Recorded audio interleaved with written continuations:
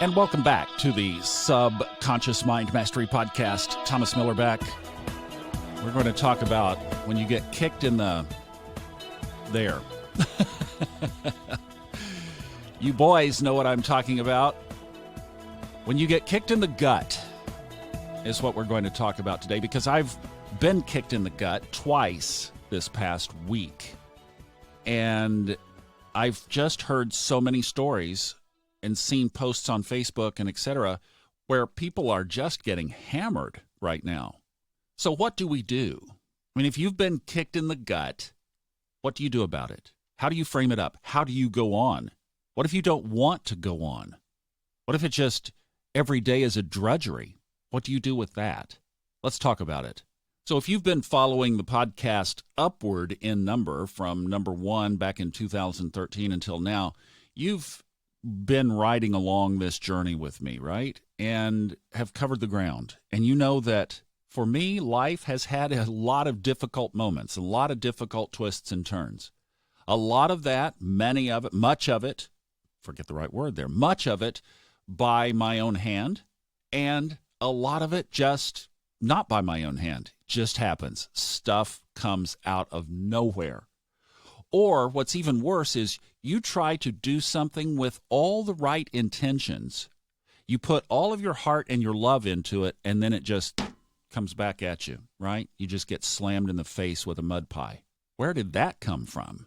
And that's been the nature of what hit me this week. And I'm not going to go into the details of either of them, but if you took any of the other pieces of my story and any of those difficult moments, both of these were, I would say, equal to or greater than the worst of what I've experienced in the past. Take the worst of the past and multiply it, amplify it, and it's in the two areas. It hit the two areas. And see, this is where I love what I'm doing now. It hit the two areas of my life that I know I am still working on: finances and relationship. And relationship, I'm talking broadly. Relationship with all others, not just Majana, and it's not Majana. It's relationship across the board, just relationship with others.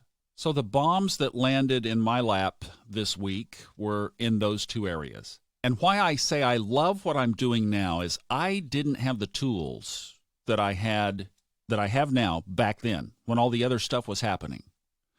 But now, and this is the lens of astrology that I appreciate so much, is being able to not only look at what's going on just around the environment, environmentally today, but also how it boils down to my life specifically. And then I can see that those two areas are two very key areas of my life. And the way that I've been able to frame this up is that I know what my sole purpose is. I know what I've come to work on. I know what the hotspot areas are. This is showing up as right back in those areas, and it's giving me another opportunity to work those things through before carrying that karma out again and having to deal with it again. So I will be, in October of this year, 60. You know, when you think about that, I mean, that's a big number. When you turn that corner, like, you know, when you turn 20, that's one thing. You turn 30, that's another. 40, you're cruising, you're doing good. 50, I get to enjoy this. 60, what's ahead from 60? Frames it up differently, because what's ahead from there is the winding down. That becomes the autumn, at least. And a lot of people have hit it in their 50s. I managed to kind of squeak by well, and I'm going to do great. I mean, I know that I will be youthful. That's in my chart, too, actually. It shows up prominently.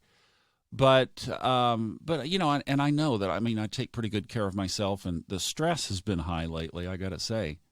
But framed up in all of this, it's just very easy. And then when you go inside, you meditate, and the universe just makes it really clear that this is your kind of third and final big opportunity to just deal with this stuff. So I immediately stop and think, okay, then given that, if I were to just put all reactions aside, all emotions aside, get very neutral, how would I like to carry these reactions, the reactions that I'm going to have right now?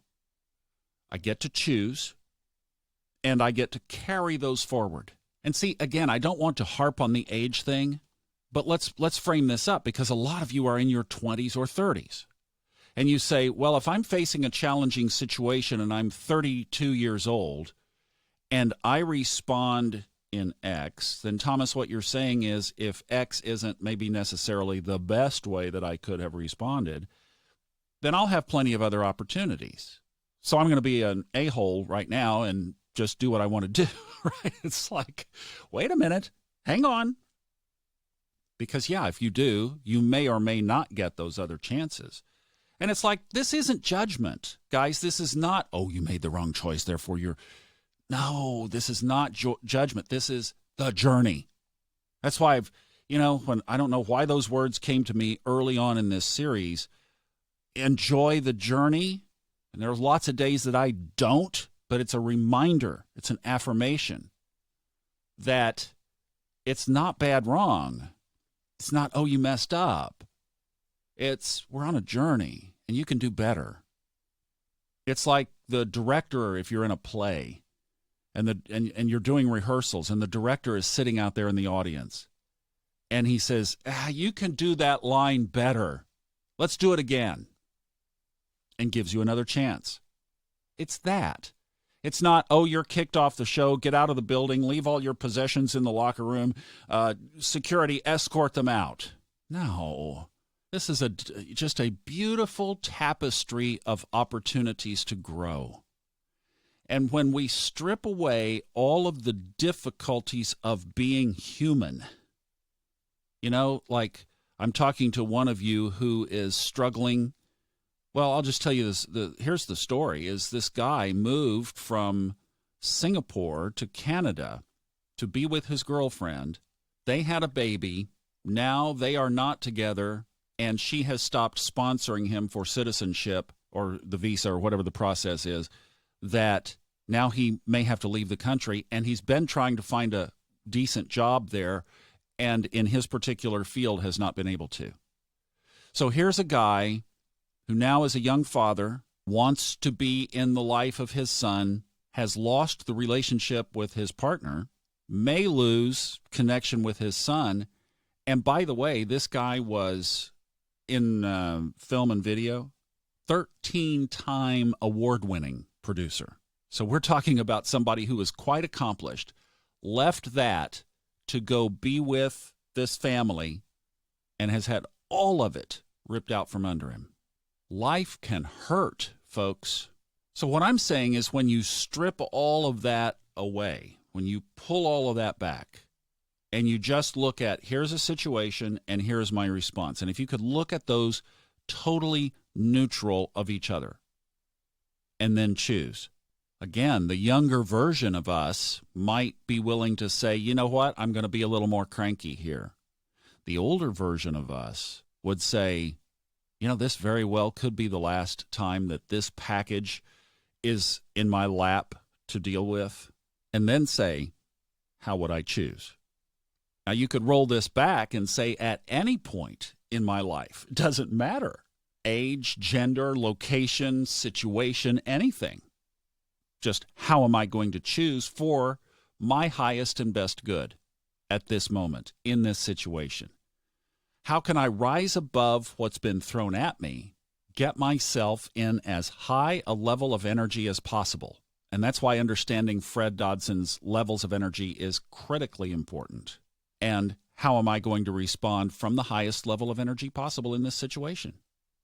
That was what I did. That was exactly the process that I did. I understood it astrologically, so I knew where the energy pockets were. I knew what the 10,000-foot perspective was, gave me clarity and understanding of what was going on, and then I got in as high of level of energy mindset as possible. Now, I got to say, in the throe of these two gut punches. I was not feeling happy, but I knew what high energy was. I knew what high level of energy was. And I'll tell you, if you have a hard time getting to the upper levels of energy, just begin with love. Love flows all channels. So the first step is to be operating from high energy. That's the very first, that's where you launch from. All right? And then you realize that you have choice. So just remove the victim perspective of anything happening to you or somebody else's fault or anything like that. Just come from the place of, I have a choice of how I'm going to respond. Now, when I go back to the astrology on this, especially here we are, September 2019, there's some stuff that even in the chart that I'm still not seeing that is very presently there. But what I also see is just a lot of really good aspect wiring between the planets. So let's just think about this. In the midst of the challenge, we're setting up for this Pluto-Saturn thing in January of 2020, January 10th, 2020. Big, massive transformation energy is just overhanging everything. But in the midst of that, there are so many good aspects, I mean powerful good aspects, that the only way I can read this is that if you are going through something negative right now, or there are challenges that are beyond the norm for you, that good things are on the other side of this. There's a much greater purpose than just what it seems like at the surface.